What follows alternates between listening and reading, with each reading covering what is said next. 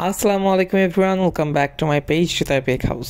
আজকে অনেক দিন পর আপনাদের মাঝে আবারও হাজির হয়ে গেলাম ছোট্টখাটো ভিডিও নিয়ে। আমি অনেক দিন একটু বাইরে ছিলাম সিটি পড়াশোনার জন্য, তো অনেক দিনই কেক টেক বানানো হয় না। তো আজকে একটা কেক বানানোর ছিল, যদিও অর্ডারের ছিল, বাট এটা হাদিয়া হিসেবেই আসলে দেওয়া হয়েছে পরে। তো আজকে আমি এখানে একটা চকলেট কেক বানাচ্ছি। আপনাদের চকলেট কেক নিয়ে অনেক টাইপের সমস্যা থাকে, আপনাদের কার কী কেমন সমস্যা আছে আমাকে জানাতে পারেন, আমি সলভ করে দিব। আর পারফেক্টলি যদি আপনারা ভ্যানিলা স্পঞ্জ, চকলেট স্পঞ্জ শিখতে চান, তাহলে আমাদের একটা অনলাইন রেকর্ডেড ক্লাস অ্যাভেলেবেল আছে, আপনারা সেটাতে শিখতে পারবেন। বেকারি স্টাইলে কেক দেখানো হয়েছে। আর এই কেকে আমরা কোনো প্রকার বেকিং পাউডার ইউজ করি নাই। আমি দুইভাবে কেক তৈরি করি, অনেক সময় ডিম আর কুসুম একসাথেই, মানে ডিমের সাদাংশ আর কুসুম একসাথেই বিট করে করি, অনেক সময় আবার আলাদা করেও করি। যখন আসলে টাইম বেশি থাকে তখন আমি একসাথে নিয়েই করি, আর যখন টাইম কম থাকে, মনে হয় যে তাড়াতাড়ি করা লাগবে, তখন আমি আর আলাদা করি না, একবারেই বিট করে ফেলি। তো দুইভাবেই কিন্তু রেজাল্ট অনেক ভালো আসে।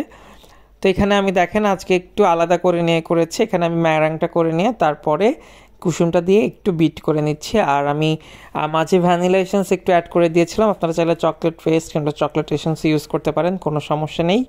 তো ওটা যদিও কাট হয়ে গেছে। আমি আসলে ভালো মতো ভিডিও করতে পারি না, আমি দেখা যাচ্ছে ভিডিও করতে করতে মাঝখানে দেখা যাচ্ছে ভিডিও অন না করেই কাজ করে ফেলি, এইরকম অনেকবারই কিন্তু হয় আমার সাথে।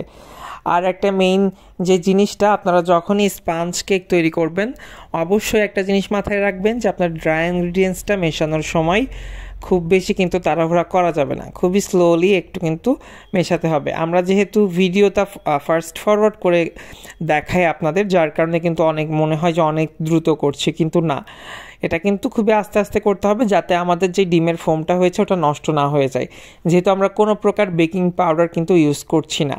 ঠিক আছে, এটাই আমাদের যে ডিমের যে ফোমটা করেছি সেটার জন্য কিন্তু এটা খুব সুন্দর মতো রাইজ হবে। তো আমি দেখেন খুব সুন্দর মতো কিন্তু আস্তে আস্তে ফোল্ড করে, কাট অ্যান্ড ফোল্ড মেথডে এটাকে আমি সুন্দর মতো ফোল্ড করে নিচ্ছি।